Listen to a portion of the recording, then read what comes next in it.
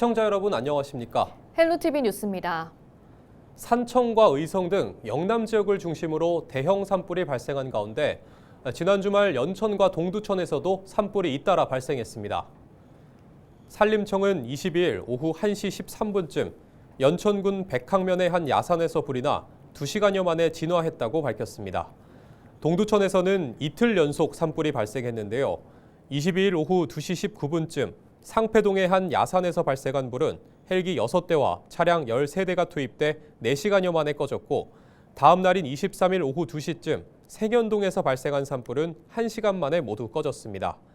산림당국은 정확한 화재 원인과 피해 규모를 조사하고 있습니다.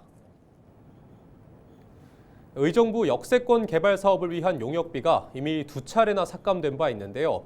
용역 예산이 3번째 도전 끝에 의정부시 의회를 통과했습니다. 하지만 통과까지 의회 내부에서는 격렬한 진통이 이어졌는데요. 이재필 기자가 보도합니다.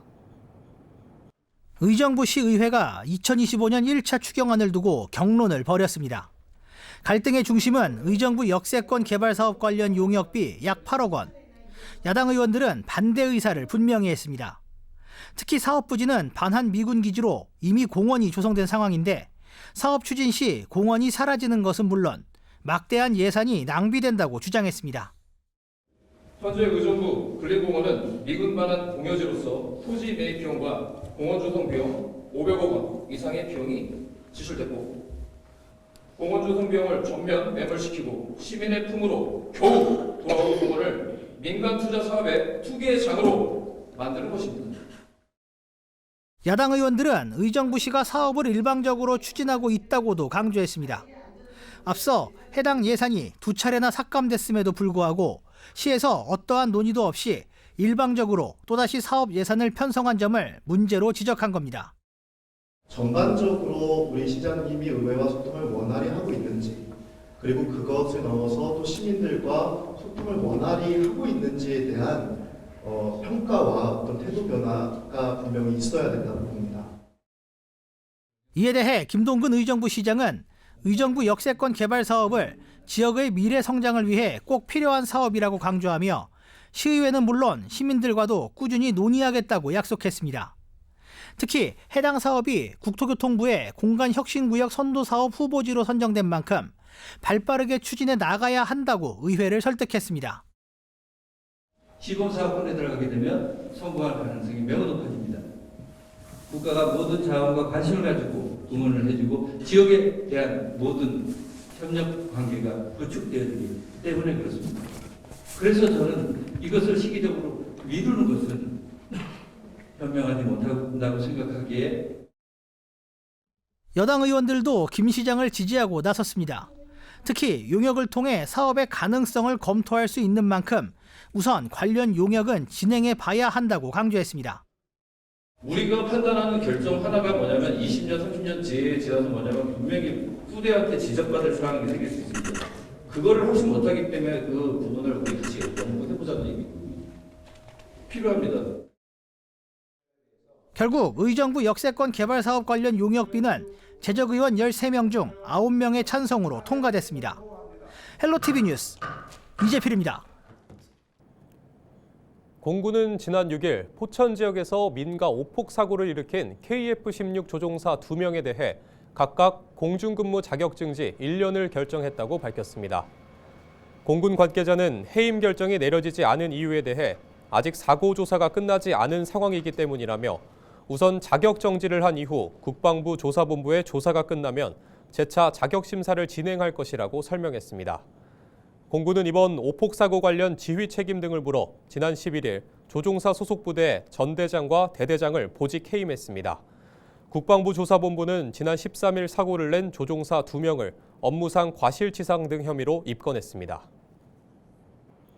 포천시가 지방세를 장기간 체납한 뒤 폐업한 법인 명의의 집게차를 발견하고 지난 7일 신북면 소재 사업장에서 압류 후 공매 절차를 진행했습니다. 해당 차량은 지방세 2,200만 원을 체납한 법인 명의로 등록돼 있었으며 체납자는 폐업 후에도 차량을 계속 운행하며 납세 의무를 회피해왔습니다.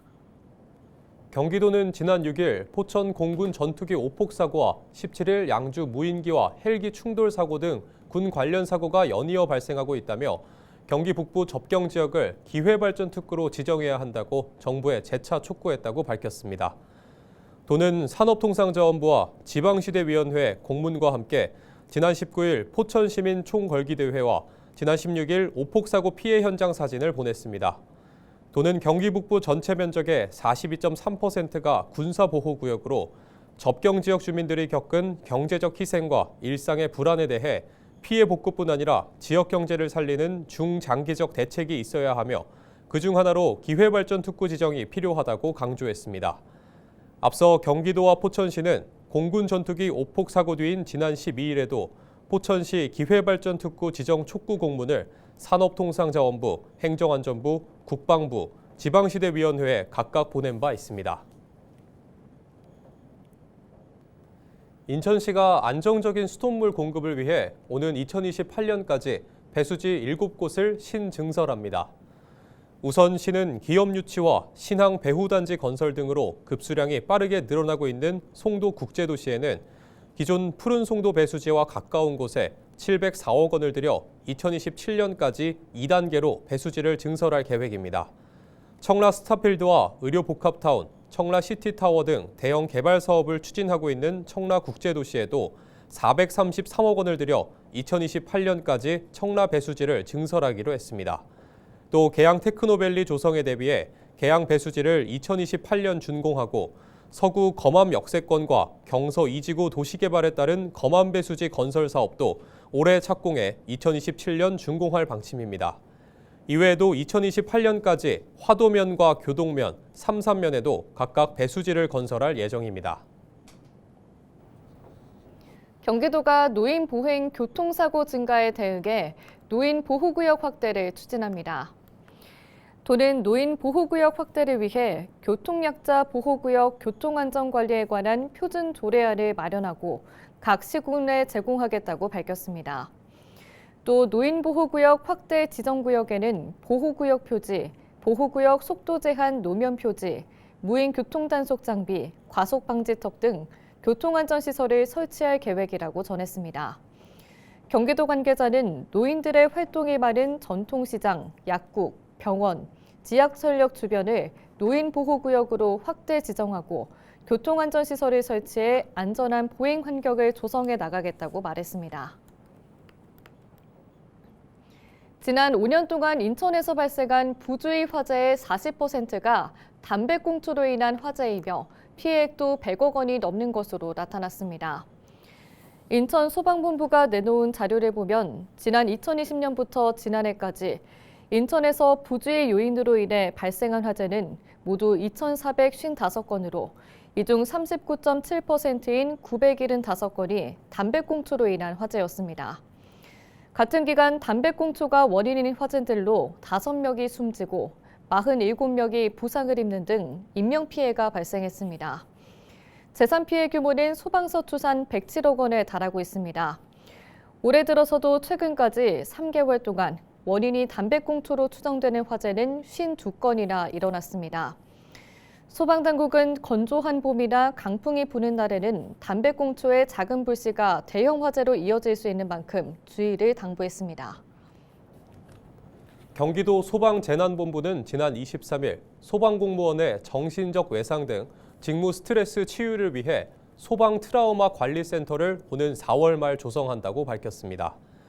이 시설은 민선 8기 공약 사항으로 5억 원을 투입해 재난 현장을 자주 경험하는 소방공무원들의 외상 후 스트레스 장애 등 정신적 문제를 상담, 치료하는 공간입니다. 이달 중 착공해 리모델링 공사를 시행한 후 이르면 4월 말 수원시 8달구 경기소방재난본부 1층에 문을 열 계획입니다. 센터는 소방공무원은 물론 재난 피해 도민을 위해 1:1 개인 상담과 진단 및 심리검사, 마음건강 특강 등 다양한 프로그램을 운영할 계획입니다. 경기도가 체납 차량 일제 단속의 날을 정하고 31개 시군, 경찰서, 한국도로공사 등과 함께 집중 단속을 실시합니다.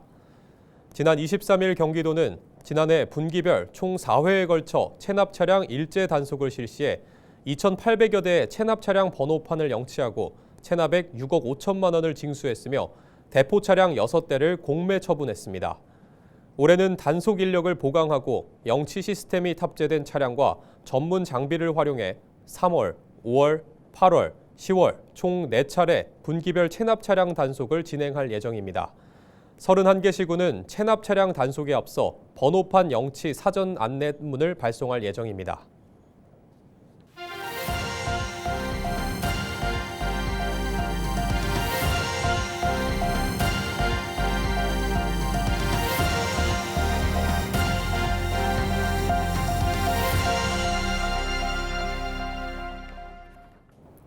서울시 교육청이 정서적 어려움을 겪는 초등학생들을 위해 초등학교 21곳에 전문 상담 기간제 교사를 추가 배치합니다. 추가 배치 대상 학교는 학생 수가 1,000명 안팎인 대규모 학교나 기존의 전문 상담 인력 인건비를 지원받아왔던 학교 등 긴급 지원이 필요한 곳을 중심으로 선정됐습니다. 서울시 교육청은 전문 상담 교사 증원을 교육부에 요청했지만 교육부의 교사 정원 감축 기조에 따라 정원의 기간제 교사를 확보해 배치하기로 했다고 밝혔습니다. 서울시 초등학교의 전문 상담교사 배치율은 지난해 기준 64.8%에 머무르고 있습니다. 인천시가 갈수록 증가하는 소모성 행사와 축제성 사업의 재정 관리를 강화하기로 했습니다. 우선 신규 행사와 축제에만 적용됐던 사전 심사를 기존 사업으로 확대합니다. 해마다 시 지원을 받아왔더라도 예산이 30% 이상 늘어난 경우 사업 규모의 적정성과 효과성을 검증할 방침입니다. 일상감사와 계약심사 대상도 5천만 원 이상 민간보조 사업과 행사 용역으로 대폭 확대했습니다. 시는 인천연구원과 함께 행사와 축제 예산의 사업비 선적을 위한 세부 기준도 마련해 합리적인 예산 책정과 집행을 도울 계획입니다. 청년 정책을 발굴하고 소통 창구 역할을 할 인천 청년 정책 네트워크가 새롭게 출범했습니다. 인천시는 최근 미추홀구 틈 문화 창작지대에서 인천 청년 정책 네트워크 발대식을 열었다고 밝혔습니다. 이 네트워크는 청년들이 직접 정책을 제안하고 사회 문제를 해결하는 참여기구입니다. 시는 지난 1월 23일부터 지난달 21일까지 공개 모집을 통해 인천에서 살거나 활동하는 18세부터 39세까지 청년 109명을 위원으로 선발했습니다. 이들은 취창업과 주거복지, 문화예술과 참여 권리, 기후 환경 등 5개 분과로 나눠 활동하게 됩니다. 공식 임기는 오는 12월 31일까지입니다. 이날 위원들의 투표를 통해 위원장 1명과 부위원장 1명을 선출했으며 이들은 각 분과장과 함께 운영진으로서 기구를 이끌게 됩니다. 인천시가 여성이 일하기 좋은 기업 환경 조성을 위해 인천형 여성 친화 기업을 공모합니다. 이번 공모는 여성의 고용 안정과 근무 환경 개선을 지원하기 위해 인천 지역 내 우수 기업을 발굴하는 것이 목표입니다.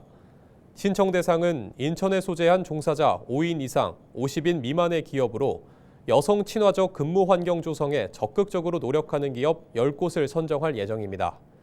신청 접수는 오는 4월 23일까지며 인천광역 여성 새로 일하기 센터를 통해 우편이나 방문, 팩스, 이메일로 신청할 수 있습니다. 선정된 기업에는 여성 전용 시설 환경 개선 사업비로 최대 1,000만 원이 지원됩니다. 또 여성 근로자 신규 채용 시 1인당 100만 원, 최대 200만 원의 채용 장려금도 지급됩니다. 자세한 내용은 인천시 누리집에서 확인할 수 있습니다. 경기도는 지난 23일 대한민국 최초 지방자치단체 융복합 업무단지인 경기 융합타운에 조성된 도민소통광장 경기도 담뜰 준공식을 갖고 일반에 공개했다고 밝혔습니다. 이날 행사에는 김동연 경기도지사를 비롯해 6개 입주기관 대표와 도민 3천여 명이 참석해 경기도 담뜰의 첫 시작을 축하했습니다. 경기도 담뜰이라는 이름은 명칭 공모전을 통해 선정된 것으로 도민들이 모여 이야기를 나누는 공간이라는 의미를 담고 있습니다. 이상으로 뉴스를 마칩니다. 시청해주신 여러분 고맙습니다.